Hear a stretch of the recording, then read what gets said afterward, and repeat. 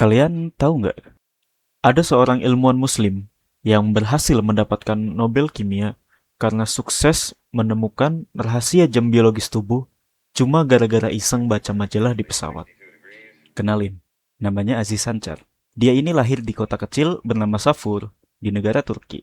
Dia lahir di keluarga petani yang pas-pasan dan tumbuh besar dengan karakter Islam yang kuat berkat didikan ibunya yang seorang pegiat masjid. Jadi awalnya, pas masih kuliah S3 di North Carolina State University, Amerika, Pak Aziz ini penasaran, kenapa bakteri yang sekarat saat terkena sinar UV bisa hidup lagi pas disinari dengan cahaya biru. Pas dia ngulik gennya, ternyata makhluk hidup tuh punya enzim warna biru terang namanya fotoliase. Enzim ini canggih banget. Kerjanya mirip panel surya yang menyerap cahaya biru buat benerin DNA yang rusak akibat radiasi dari cahaya matahari.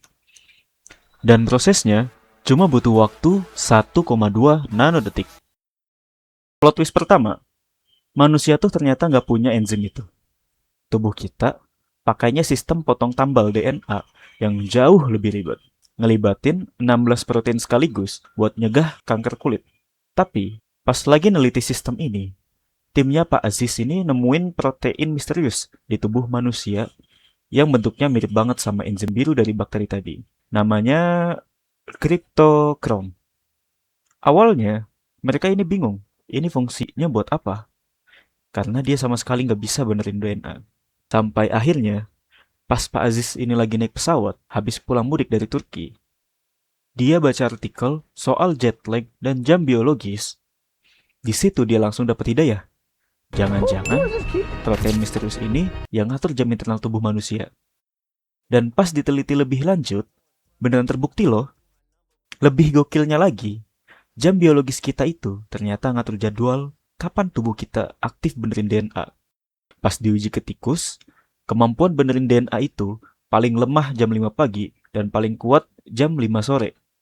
Makanya, tikus yang kena sinar UV jam 5 pagi, risiko kanker kulitnya melesat 4-5 kali lipat dibanding yang kena jam 5 sore.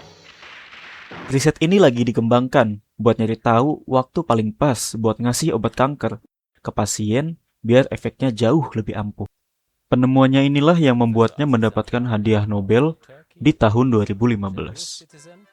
Dalam sebuah wawancara setelah mendapatkan hadiah Nobelnya, Pak Aziz sempat bilang kalau dia sangat bangga menjadi seorang muslim. Hanya saja, ia cukup khawatir untuk mengatakannya di ranah publik karena isu Islamofobia yang merebak di Amerika sana. Meskipun udah tinggal di Amerika sejak 1982, dia tetap tegas mempertahankan identitasnya sebagai seorang muslim. Gimana? Gokil banget kan perjalanannya? Dari ngulik bakteri sampai ngebongkar rahasia jam tidur kita.